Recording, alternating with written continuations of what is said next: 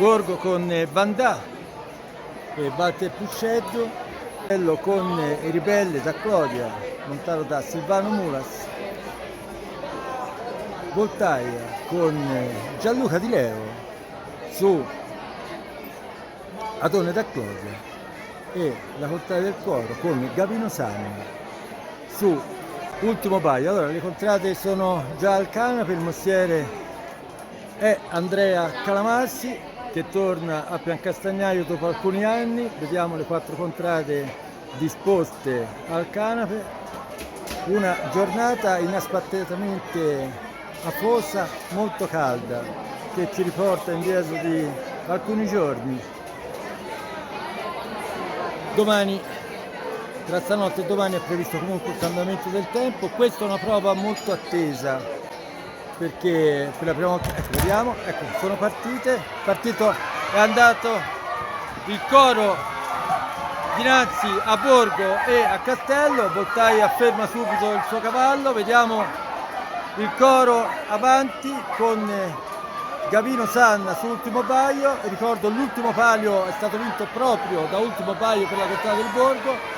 Castello che fa uno spunto, passa la contrada del Borgo.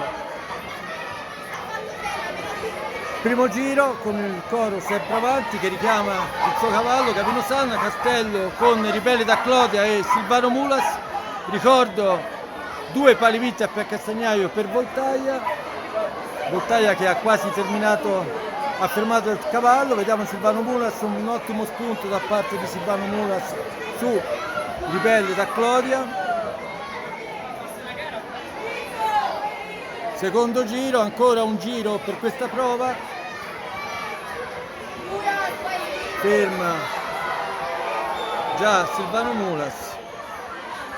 Ecco, una prova che in realtà, stavo dicendo all'inizio, ci si aspettava più decisa, almeno nella prova. Abbiamo però visto un'ottima mossa, un'uscita importante. Questi sono 4 cavalli che sono noti per la loro uscita dal canape.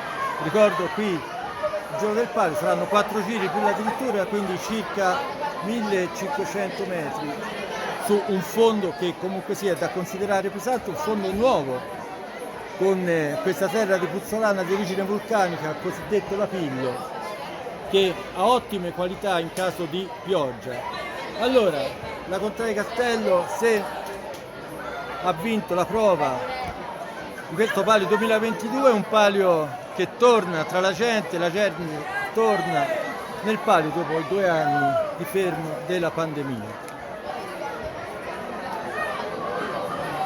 Domani giornata dedicata interamente al palio dedicato alla Madonna di San Piero. Ricordo l'artista Patrizia Almonti, un palio che è stato ben accolto dalla popolazione lo scorso 10 agosto in occasione della presentazione nella piazza dell'Orologio. Tutto è stato anticipato di mezz'ora.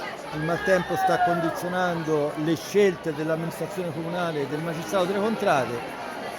Questa scelta per darsi qualche minuto più in caso di pioggia o in caso di sopraggiungere dell'oscurità, che con il cattivo tempo chiaramente anticipa i tempi rispetto all'irraggiamento solare. Quindi domani a 6:15 i cavalli, i fantini saranno chiamati a cavallo per poi andare al canape. Ecco, ha suonato il mortaretto.